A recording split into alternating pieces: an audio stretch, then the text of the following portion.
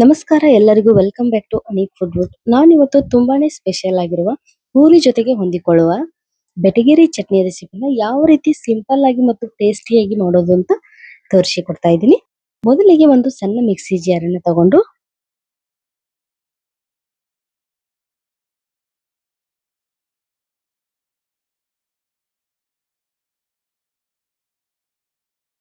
ಅದಕ್ಕೆ ಸಣ್ಣ ಕಪ್ಪಿನಿಂದ 1 ಕಪ್ ಆಗುವಷ್ಟು ಹುರಿಗಡ್ಲೆನ ಹಾಕೊಳ್ಬೇಕು. ಅಂದ್ರೆ ಪುಟಾಣಿ ಪುಡನು ಅಂತಾರೆ. ಅದನ್ನ ಸ್ಮೂತ್ ಆಗಿ ಗ್ರೈಂಡ್ ಮಾಡ್ಕೊಂಡು ಇಟ್ಕೊಳ್ಬೇಕು.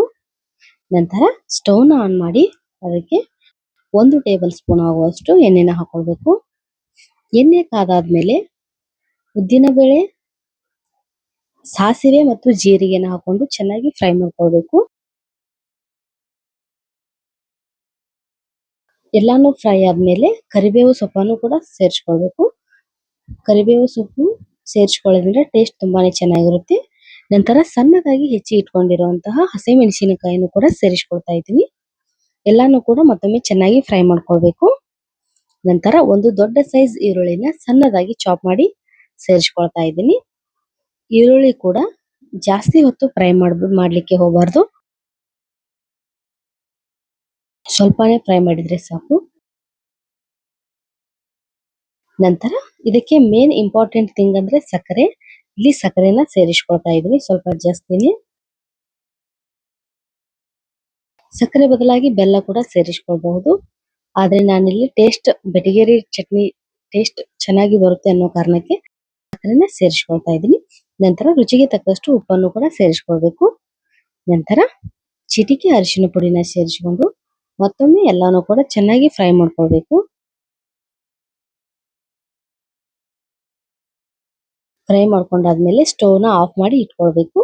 ನಂತರ ಮತ್ತೊಂದು ಪಾತ್ರೆಗೆ ನಾನಿಲ್ಲಿ ಅರ್ಧ ಕಪ್ಗಿನ್ನ ಕಡಿಮೆ ಆಗುವಷ್ಟು ಮೊಸರನ್ನ ತಗೊಂಡಿದ್ದೀನಿ.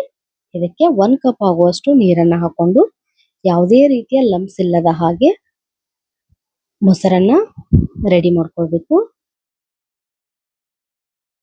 ಹಾಲಿನ ತರ ಕಾಣ್ಬೇಕು ಆ ರೀತಿಯಾಗಿ ರೆಡಿ ಮಾಡ್ಕೊಂಡು ಇಟ್ಕೊಳ್ಬೇಕು. ಇದಕ್ಕೆ ಮೊದಲು ಗ್ರೈಂಡ್ ಮಾಡಿ ಇಟ್ಕೊಂಡಂತ ಹುರಿಗಡಲೆ ಹಿಟ್ಟನ್ನ 3 ಟೇಬಲ್ ಸ್ಪೂನ್ ಆಗುವಷ್ಟು ಹುರಿಗಡಲೆ ಹಿಟ್ಟನ್ನ ಸೇರಿಸ್ಕೊಳ್ತಾ ಇದ್ದೀನಿ. ನೀವು ಎಷ್ಟೆಷ್ಟು ಪ್ರಮಾಣದಲ್ಲಿ ಮಾಡ್ಕೊಳ್ತಾ ಇದ್ರೋ ಆ ರೀತಿಯಲ್ಲಿ ಜಾಸ್ತಿ ಪ್ರಮಾಣದಲ್ಲಿ ತಗೊಳ್ತಿದ್ರೆ ತಗೊಳ್ಬಹುದು. ಇದನ್ನು ಕೂಡ ಯಾವುದೇ ರೀತಿ ಲಂಪ್ಸ್ ಇಲ್ಲದ ಹಾಗೆ ವಿಸ್ಕರ್ನ ಸಹಾಯದಿಂದ ಈ ರೀತಿ ಮಜ್ಜಿಗೆನ ಯಾವ ರೀತಿ ಕಡಿತೀವೋ ಆ ರೀತಿಯಾಗಿ ಕಡಿದು ರೆಡಿ ಮಾಡಿ ಇಟ್ಕೊಳ್ಬೇಕು. ಯಾವುದೇ ರೀತಿ ಲಂಪ್ಸ್ ಇರಬಾರದು. ಪೂರಿ ಜೊತೆ ಯಾವತ್ತು ಟ್ರೈ ಮಾಡಿಲ್ಲ ಅಂದ್ರೆ ಈ ರೆಸಿಪಿನ ಟ್ರೈ ಮಾಡಿ ನೋಡಿ. ಪದೇ ಪದೇ ಕಾಯಿ ಚಟ್ನಿ ಮಾಡಿ ಬೇಜಾರಾಗಿದ್ರೆ ಇದನ್ನ ಟ್ರೈ ಮಾಡಿ ನೋಡಿ, ತುಂಬಾನೇ ಚೆನ್ನಾಗಿರುತ್ತೆ ಟೇಸ್ಟ್. ಇವಾಗ ಇದನ್ನ ತಣ್ಣಗೆ ಆಗಿರುವ ಒಗ್ಗರಣೆಗೆ ಸೇರಿಸ್ಕೊಳ್ಬೇಕು ಈ ಮಿಶ್ರಣನೆಲ್ಲ. ಇದನ್ನ ಮಾಡೋದು ಅಂತೂ ತುಂಬಾನೇ ಸುಲಭ. ನೋಡಿ ಇವಾಗ ರೆಡಿ ಆಯ್ತು ಪೂರಿ ಜೊತೆಗೆ ಒಂದು ಒಳ್ಳೆ ಚಟ್ನಿ ರೆಸಿಪಿ. ಬೆಟಗೇರಿ ಚಟ್ನಿ ಅಂದ್ರೆ ಇದು ತುಂಬಾನೇ ಸ್ಪೆಷಲ್ ರೆಸಿಪಿ. ಮತ್ತೆ ಪೂರಿ ಜೊತೆ ಅಂತೂ ಅದ್ಭುತವಾಗಿ ಹೊಂದಾಣಿಕೆ ಆಗುತ್ತೆ. ನಮ್ಮ ವಿಡಿಯೋ ಇಷ್ಟ ಆದ್ರೆ ನಮ್ಮ ಚಾನೆಲ್ ಅನ್ನ ಸಬ್ಸ್ಕ್ರೈಬ್ ಮಾಡಿ, ಶೇರ್ ಮಾಡಿ, ಲೈಕ್, ಕಮೆಂಟ್ ಮಾಡಿ. Please keep watching video. Thank you.